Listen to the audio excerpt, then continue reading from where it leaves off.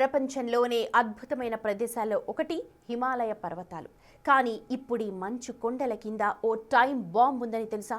అది కూడా పేలడానికి సిద్ధంగా ఉందని తెలుసా? ఎస్, పైకి ప్రశాంతంగా చల్లగా ఉండే ఈ హిమాలయ పర్వతాల కింద ఓ తీవ్రమైన యుద్ధం జరుగుతోంది.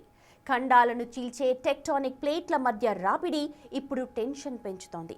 అదే ఇప్పుడు గ్రేట్ హిమాలయన్ ఎర్త్ క్వేక్ కు దారి తీయబోతోంది అన్న విషయం కలవరపెడుతోంది. ఇంతకీ ఏంటి గ్రేట్ హిమాలయన్ ఎర్త్ క్వేక్? ఇది నిజంగా మనం టెన్షన్ పడాల్సినంత విషయమా?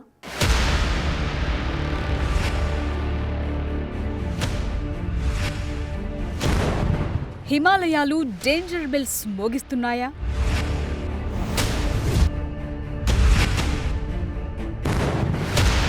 అతి త్వరలోనే ముప్పు ముంచుకు రాబోతుందా?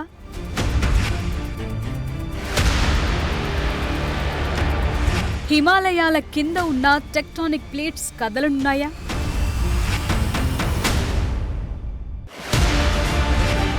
ఇప్పటికే ఒత్తిడి అంతకంతకు పెరుగుతుందా?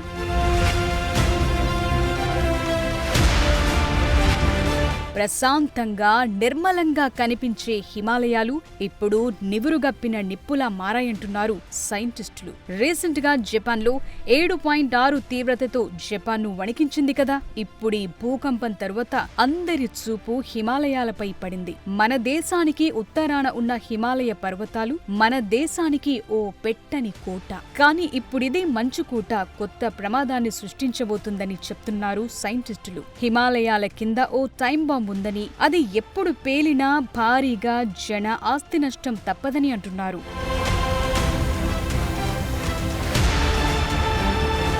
హిమాలయాల కిందే Indian tectonic plate, Eurasian tectonic plate ఉంటుంది. ఇక్కడ ఈ రెండు ప్లేట్స్ నిరంతరం ఢీకొడుతూ ఉంటాయి. నిజానికి ఈ ప్లేట్లు వేల సంవత్సరాలుగా ఒకదానికొకటి ఢీకొట్టుకుంటూ తీవ్రమైన ఒత్తిడి నెలకొంది. ఇది ఎప్పుడో ఒకప్పుడు బయటకు రాక తప్పదని చెప్తున్నారు సైంటిస్టులు. ఆ ఒత్తిడి భూకంపం రూపంలోనే ఉంటుందని, అదే జరిగితే రిక్టర్ స్కేల్ పై 8 లేదా అంతకంటే ఎక్కువ పరిమాణంతో భూమి కంపిస్తుందని చెప్తున్నారు. అది జరిగితే దీని ఎఫెక్ట్ మొత్తం ఉత్తర భారతదేశంతో సహా నేపాల్లో కూడా భారీగా ప్రాణ ఆస్తి నష్టాలు తప్పవని చెప్తున్నారు.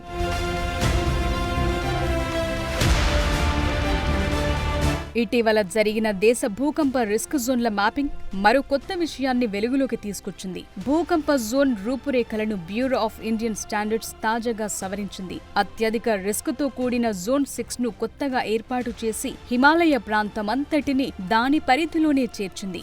ఈ నిర్ణయం తరువాత మంచుకొండల్లో ఓ పెను ముప్పు ముంచుకొస్తుందనే ప్రచారానికి మరింత బలం చేకూరింది.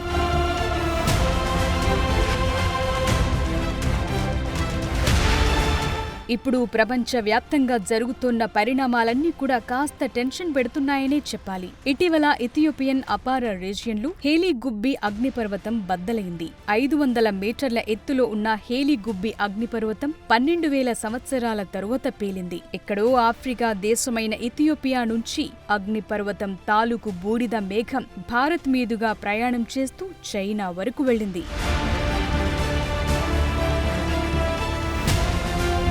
ఇప్పటికీ Pacific ring of fire active గా మారింది.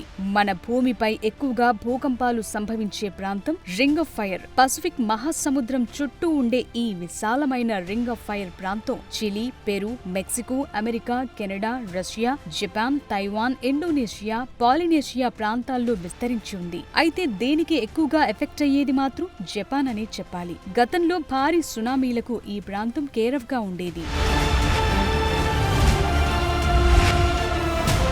జపాన్లో 2 రోజుల వ్యవధిలో 7.6, 6.7 తీవ్రతతో భూకంపాలొచ్చాయి. నిజం చెప్పాలంటే జపాన్ ప్రజలకు భూకంపం అనేది ఓ నిత్య గండం. ఎప్పుడు ప్రకంపనలొస్తాయో తెలియదు. ప్రశాంతంగా ఉన్న సముద్రం ఎప్పుడు మహోగ్రంగా మారుతుందో తెలియదు. అందుకే ఎక్కువ ప్రాణనష్టం జరగకుండా ఇళ్ల నిర్మాణాలు చేసుకుంటున్నారు. జపాన్ జనం ప్రకంపనలకు అలవాటు పడిపోయారు. ప్రస్తుతం జపాన్ను మెగాక్వేక్ టెన్షన్ పడుతుంది. రిక్టర్ స్కేల్ పై తీవ్రత 8 దాటితే దాన్ని మెగాక్వేక్ అని పిలుస్తారు. మెగాక్వేక్ వస్తే నష్టం ఏ స్థాయిలో ఉంటుందనే విషయంపై జపాన్ ప్రభుత్వం ఇటీవల అంచనాలు వేసింది. ఒకవేళ సముద్ర తీరంలో చీలిక సంభవిస్తే మాత్రం దాదాపు 2 లక్షల మంది ప్రాణాలు కోల్పోయే ప్రమాదం ఉంటుందనేది అధికారుల అంచనా. సరిగ్గా ఇలాంటి అంచనాలే ఇప్పుడు హిమాలయాల విషయంలో కూడా వెలువడుతున్నాయి. లేటెస్ట్ గా bureau of Indian standards release చేసిన మ్యాప్ లో హిమాలయన్ ఫ్రంటల్ థ్రస్ట్ వెంట దక్షిణ దిశగా విస్తరించే భూకంప అవకాశాలను పరిగణలోకి తీసుకున్నారు. దీనివల్ల డెహ్రాడూన్ లాంటి ప్రాంతాలతో పాటు హిమాచల్ ప్రదేశ్, ఉత్తరాఖండ్ రాష్ట్రాలకు భూకంప ప్రమాదం పెరిగింది. మొదటిసారిగా మొత్తం హిమాలయ శ్రేణి అంటే జమ్మూ కాశ్మీర్ నుంచి అరుణాచల్ ప్రదేశ్ వరకు అత్యధిక ప్రమాద జోన్లో చేరింది. నిజానికి టెక్టోనిక్ ప్లేట్ల మధ్య సంఘర్షణల వల్ల భవిష్యత్తులో మధ్య హిమాలయ ప్రాంతంలో భారీ భూకంపం సంభవించే అవకాశముందనేది చాలా రోజులుగా వినిపిస్తోన్న మాట. భూగర్భ డేటా, భారతీయ భూ వైజ్ఞానిక పరిశోధన సంస్థ గూగుల్ ఎర్త్తో పాటు ఇస్రో కార్టోసాట్-1 శాటిలైట్ తీసిన చిత్రాల ఆధారంగా ఈ ప్రాంతంలో 8.5 తీవ్రతతో భూకంపం వస్తుందని అంచనా వేశారు. బెంగుళూరులోని జవహర్లాల్ నెహ్రూ శాస్త్రీయ పరిశోధన సంస్థ గతంలోనే ఈ పరిశోధన వివరాలను ప్రచురించింది. ఉత్తరాఖండ్ నుంచి పశ్చిమ నేపాల్ మధ్య భవిష్యత్తులో ఎప్పుడైనా ఈ విపత్తు సంభవించే అవకాశముందని తేల్చారు.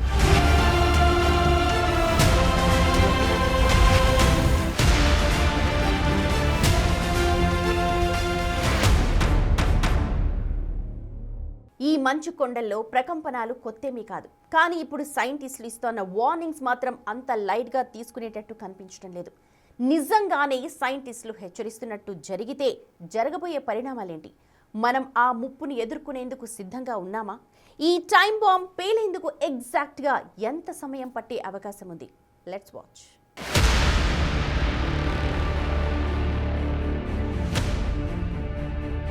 హిమాలయాలకు భూకంపాలు, అందులోనూ భారీ ప్రకంపనలు నిజానికి కొత్తేమీ కాదు.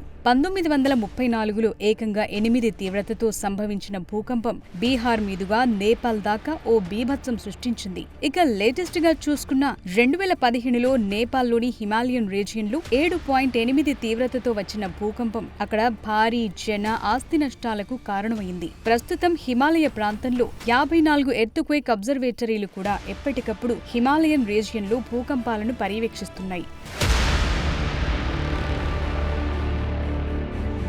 ఈ రీజియన్లో రికార్డ్ స్థాయిలో భూకంపం 1255లో వచ్చింది. అప్పుడొచ్చిన భూకంపంలో నేపాల్ రాజ్యం 1/3 నశించినట్లు తెలుస్తోంది. అలాగే జూన్ 1505లో ఒక భూకంపం దక్షిణ టిబెట్లో విధ్వంసం సృష్టించింది. అదే ఏడాది జూలై నెలలో మరో భూకంపం ఆఫ్ఘనిస్తాన్లోని కాబుల్ను అతలాకుతలం చేసింది. 1555లో భారత్లోని శ్రీనగర్లో వచ్చిన భూకంపం వందలాది మందిని బలి తీసుకుంది. ఇది ఈ రీజియన్లో వచ్చిన భూకంపాలకు సంబంధించిన మొదటి చారిత్రక రికార్డ్.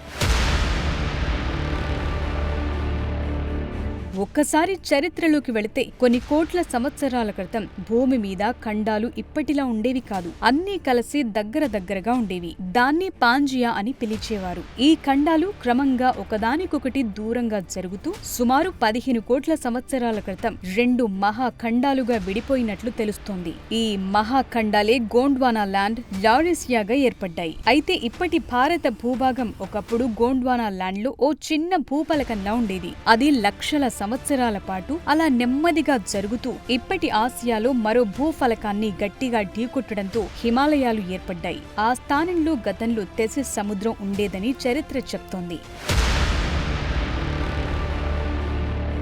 అయితే ఈ భూఫలకాల మధ్య ఘర్షణ ఇప్పటికీ నిరంతరం కొనసాగుతూనే ఉంది. ఆ ఘర్షణ పుణ్యమే ఈ భూకంపాలు. సాధారణ భూకంపాలతో పోలిస్తే హిమాలయాల్లో ఏర్పడే భూకంపాల తీవ్రత ఎక్కువగా ఉంటుంది. అందుకే మనం ఏ మేర ప్రిపేర్ అయి ఉన్నామనేది ఇప్పుడు ముఖ్యమైన విషయం. ఈ విషయంలో జపాన్ తరువాతే ఏ దేశమైనా అని చెప్పాలి. ఎందుకంటే భూకంపాలకు భయపడి బతకటం కంటే వాటి నుంచి తప్పించుకోవటానికి ఏం చేయాలనే దానిపైనే ఎక్కువగా ఫోకస్ చేస్తారు అక్కడి ప్రజలు.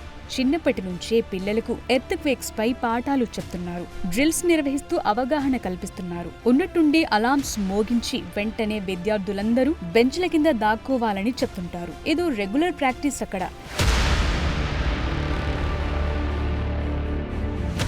జపాన్లో ఇళ్ల నిర్మాణాలు కూడా కాస్త డిఫరెంట్ అనే చెప్పాలి. బిల్డింగ్స్ లో సెస్మిక్ ఐసోలేషన్ బేరింగ్స్ ను వాడతారు. భవనాలు కూలిపోకుండా ఇవి అడ్డుకుంటాయి. భూకంపాన్ని ముందుగా పసిగట్టేలా భవనాల్లో అలర్ట్ చేసే సిస్టమ్ ఉంటుంది. భూమి కంపించినప్పుడు ఆటోమేటిక్ గా గ్యాస్, ఎలక్ట్రిసిటీ సప్లై నిలిచిపోతుంది. అన్ని బిల్డింగ్స్ ని 10 ఏళ్లకోసారి చెక్ చేస్తుంటారు. అటు తీరంలో భూకంపం వచ్చి సునామీలు వచ్చినా జాగ్రత్తలు తీసుకుంటున్నారు. జపాన్ అణు విద్యుత్ కేంద్రాల దగ్గర ప్రత్యేక రక్షణ చర్యలుంటాయి. మరి మన దగ్గరి పరిస్థితి ఏంటి అంటే సమాధానం లేదు. మన దగ్గర ఈ స్థాయి ప్రికాషన్స్ లేవనే చెప్పాలి. అయితే హిమాలయాల్లో భూకంపం వచ్చేస్తుందని ఆందోళన అక్కర్లేదంటున్నారు మరికొందరు నిపుణులు. టెక్టానిక్ ప్లేట్స్ మధ్య ఒత్తిడి నిజమే, కానీ ఆ ఒత్తిడి ఎప్పటికప్పుడు రిలీజ్ అవుతుందని చెప్తున్నారు. 2.5 నుంచి 3.5 తీవ్రతతో కూడిన కంపనాలు ఎప్పటికప్పుడు వస్తున్నాయని, సో ఎక్కువ టెన్షన్ పడాల్సిన అవసరం లేదు అనేది మరికొందరు నిపుణుల మాట. ఎవరెన్ని చెప్పినా అతి సమీప కాలంలోనే హిమాలయాల్లో భారీ భూకంపం రావటం మాత్రం తప్పదనేది ఎక్కువగా వినిపిస్తోన్న మాట. మరి ఈ టైం బాంబ్ ఎప్పుడు పేలుతుందనేది ఇప్పుడు ఇంట్రెస్టింగ్ గా మారింది.